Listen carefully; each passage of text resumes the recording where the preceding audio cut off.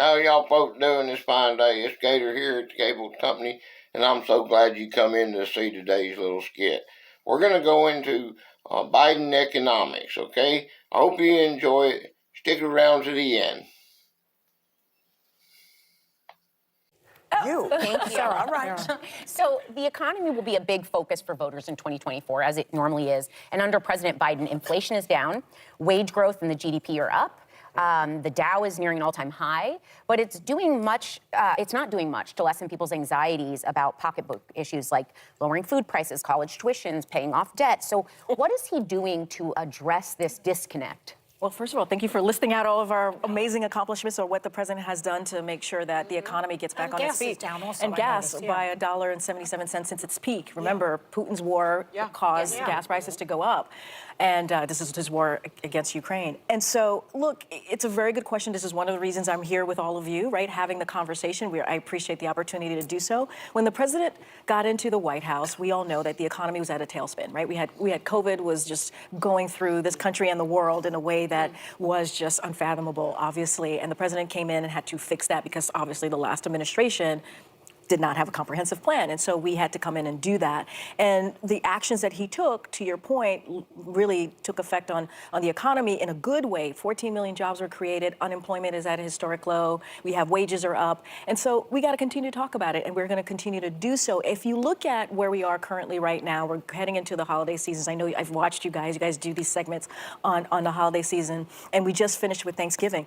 The prices have gone down. Went down on turkey, went down on eggs, went down on goods that Americans truly need. Gas prices, as you just mentioned, because of the work that this president has done. One of the things that I want to tout right now is, for decades, elected officials have talked about beating Big Pharma, right? Going after being able to lower the cost of prescription drugs. This is a president that has been able to get that done, lowering costs for the American people, whether it's insulin at 35% or now Medicare being able to negotiate with Big Pharma to lower a cost. And so those are the things that we have been able to do because of the leadership of this president. We're going to continue to talk about it.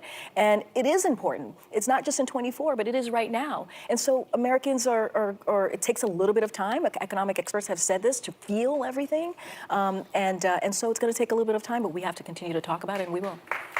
Both President Biden and former President Trump will travel to Michigan this week in support of UAW union members whose strike against the big three automakers now is in its second week. NBC's Jesse Kirsch is outside a General Motors plant in Pontiac, Michigan. Jesse, good morning. What's the latest there?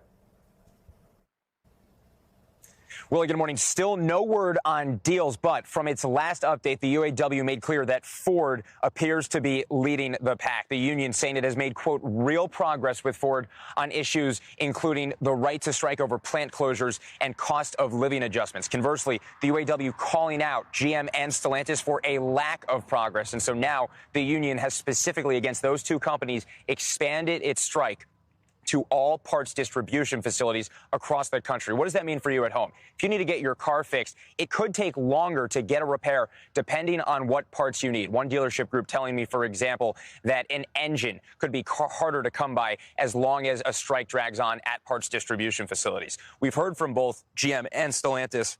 I'm going to read you portions of their statements. GM accusing union leadership of manipulating the bargaining process for their own personal agendas. Stellantis writing, we question whether the union's leadership has ever had an interest in reaching an agreement in a timely manner. Ford saying there is more work to be done. And all of this comes as President Biden, who claims to be the most pro-union president, is set to walk the picket line, join the picket line in Michigan on Tuesday. And then just hours later, former President Donald Trump is expected to speak to workers in this state.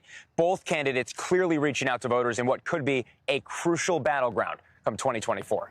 Willie. Some presidential campaign politics entering Michigan. Jesse Kirsch in Pontiac, Michigan. Jesse, thanks so much. Hey, thanks for watching. Don't miss the Today Show every weekday at 11 a.m. Eastern, 8 Pacific on our streaming channel, Today All Day. To watch, head to today.com/allday or click the link right here. We'll start right here. A fast food chain closing their doors on more than 400 restaurants by the end of the year. A lot of folks saying, what's going on? We're talking about Burger King. They've grown in popularity around the world, but they've struggled with bankruptcies in states from two big franchises closing. Now to renewed pain at the pump. Gas prices climbing to their highest in 8 months, right in the midst of the summer driving season.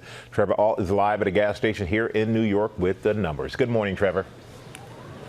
Good morning, Michael. You know, for months and months, we'd actually been enjoying these gas prices falling, but at least for the time being, they are back up on the upswing. The national average now for a gallon of gas is $3.75. That's up 16 cents from just last week. You mentioned it's the highest it's been in the past 8 months. And a big factor, according to experts, is this heat. It's actually suppressing the production at oil refineries in places like Texas and Louisiana. It's so hot that they cannot operate at full capacity. And what that means is our oil reserves are the lowest they've been in 8 years. The price for oil has gone up, and also this time of year, naturally, a bit more people are driving. It means the demand for gas is going up.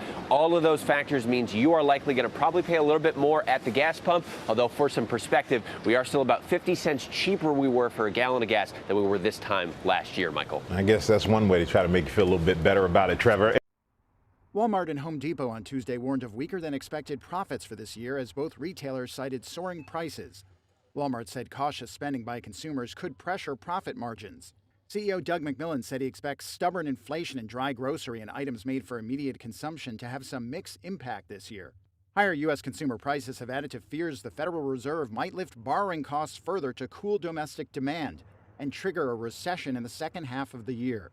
Home Depot said it sees demand for home improvement goods slowing this year as inflation hurts spending on remodeling projects. The #1 U.S. home improvement retailer is also boosting spending on wages by $1 billion to address labor shortages while struggling with higher costs. Analysts say the move to raise wages for frontline hourly associates could raise doubts around Home Depot's profitability.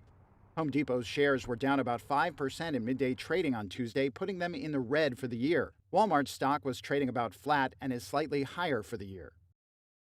It's kind of a caricature, obviously. Those 12 doves, by the way. Oh, it's 2 turtle doves. Okay. Sorry. Well, they're going to cost you $750, and that's up 25%. And that's one of the biggest items up on inflation. Just walking you through the 12 days of Christmas, you can see how the items listed in that song. Doesn't this seem a little low? 5 golden rings for $1,000. They must be gold plated. Well, they're not diamond. They're just gold. But if they're full gold, they're going to be more than that. Maybe it's not 24 karat. Maybe it's not 24 karat. Yeah. Or maybe it's just gold plated. I don't know. But here's the point about this whole thing, is that it's a $46,000 total. If you go back to 2020, 16 grand. I always thought this was 30,000 more to deliver the 12 days of Christmas to me. The point is, it's expensive. And I thought it was a family-friendly song until I saw it up on a big wall listed in a graphic. And then I thought, well, who's paying for a bunch of dancing ladies? This is like Rockettes type. Thank you so much for coming in and seeing me today.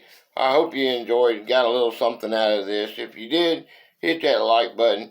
Remember to comment, okay, and make sure that you comment and on the subject that we got going on today. I sure would like to read your comments. Remember, another thing that you got to remember is if I haven't come and seen you, well, there's probably something wrong with it. Check through your go into your log and see if you're connected to me and I'm not connected to you, and leave that comment and say, hey Gator, I ain't seen you in a while, and I'll jump right over there and check out your content. I'm sure I like to see all kinds of new content that's being created, so don't think it's just because I got taken off, not because I did it on purpose. So, I'm sure that's the same thing's happening to y'all, because I lost 5 friends just last night. So get on there and look and make sure that we still are friends, okay? Because I don't want to lose any friends. This is a true fact. I got a little secret I'm gonna tell you, okay? I got a bet with my son last year. I'm turning 60. I'm gonna be 60 in January 6th. We made a little bet. I was gone for about 10 months and lost a lot of friends. But I had like 46 when I started last year. Again, I was down to 46. Some of them died hard. I imagine it was just family around in the area that stuck with me. But I'm back and stronger than ever. We bet $1. You remember the Trading Places movie? We bet $1 that I couldn't get 1,000 subscribers, and I've only got about a month left. But I'm gonna have a 60-year party.